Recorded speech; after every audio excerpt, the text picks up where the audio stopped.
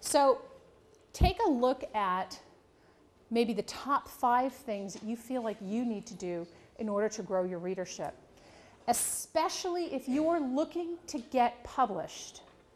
If you're looking for an agent, if you're looking for a publisher, the more that you can show that you're dialed into your market, the more attractive that you will be to a publisher. Now here's another thing too. This is an unbelievably great time to see your work in print. We work with both self-published and traditionally published authors, and sometimes everything in between. And that in between is now something called ebooks, which has sort of like this unbelievable tsunami has taken over publishing. And people like Amanda Hawking who are coming in and making a lot of money, and J.A. Conrath and these names that you are now probably all familiar with because they've now made national news. And for those of you who don't know, because I see some frowns out there, Amanda Hawking self-published her book, did 3 or 4 books, I think, did so well that she ended up getting a $2 million advance for 4 titles. So, and she was already making a lot of money, 26 years old. All she was doing was publishing an ebook. If you're looking to get interest or you want to gauge interest on a particular title, an ebook may be the way to go. That may also be part of your platform. If you're in between books, you know, sometimes depending on how you're being published, and I know there's a session, I think after this one on self-publishing, depending on how you're getting published, you may have 5 to 18 months in between your titles. We had an author who was signed for 3 books with a publisher, and he said, how do I keep my readers' interest? Publish novellas on an ebook, and that's what he did. So, and you know, some of them he gave away, and some of them he charged 99 cents for, keeping the price low, especially if it's a short story.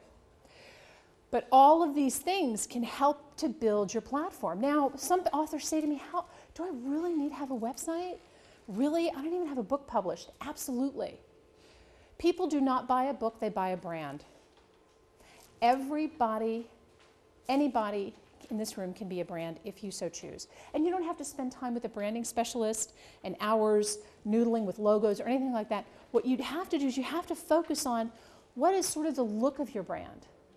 What is the look of your, and you might want to start by looking at the look of your industry. Every particular genre has sort of a look to it. Literary fiction, right?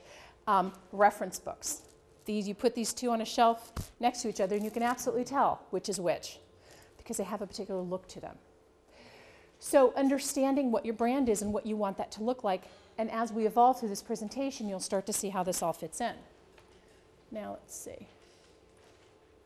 All right, so the first piece of this, now that you're starting on this road, the first piece of your platform building is going to be networking. I don't care what you're doing.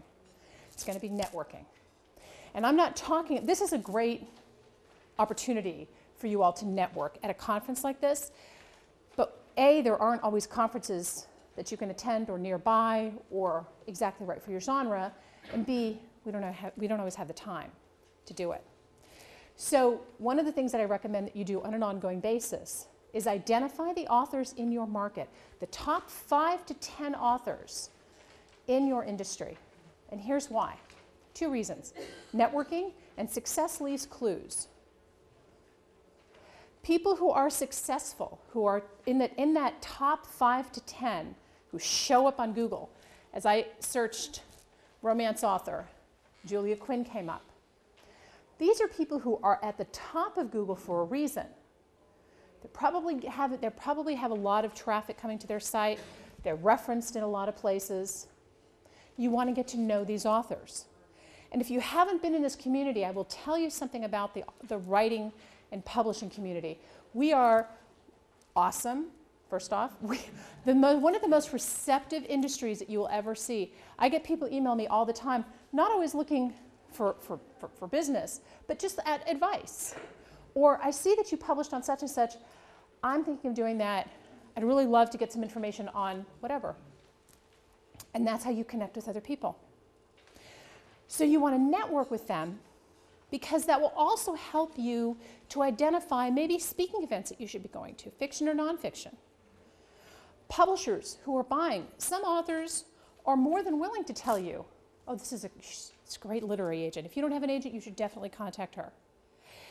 And sometimes I had an author one time pop up a hand and she said, well, but if I'm networking with other people in my market, aren't they going to buy their book instead of mine? Mm-mm. Because we typically, as consumers, you know, if you read mystery or you read business, because like I'll buy everything in social media because it's my area of expertise. I typically don't just buy one book. I buy a lot of them.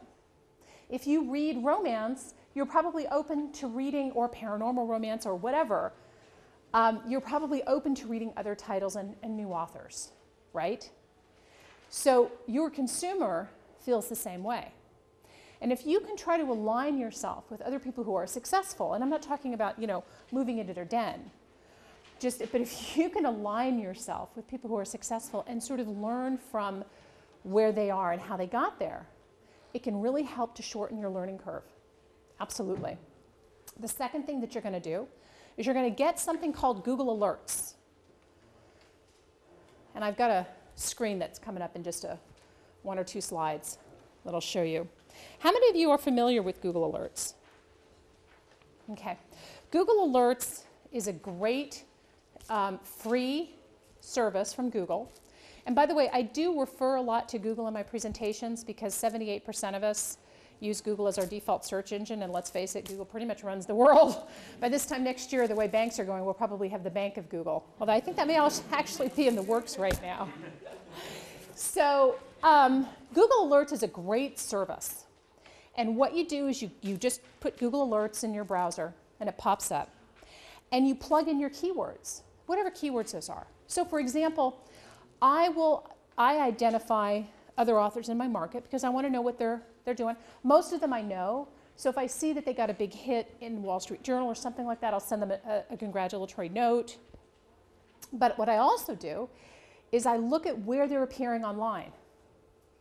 Because you know, when people, I don't know how many of you ever sat down at your computer on a Saturday morning and you look up and it's 3 o'clock in the afternoon and you think, where did the day go, right?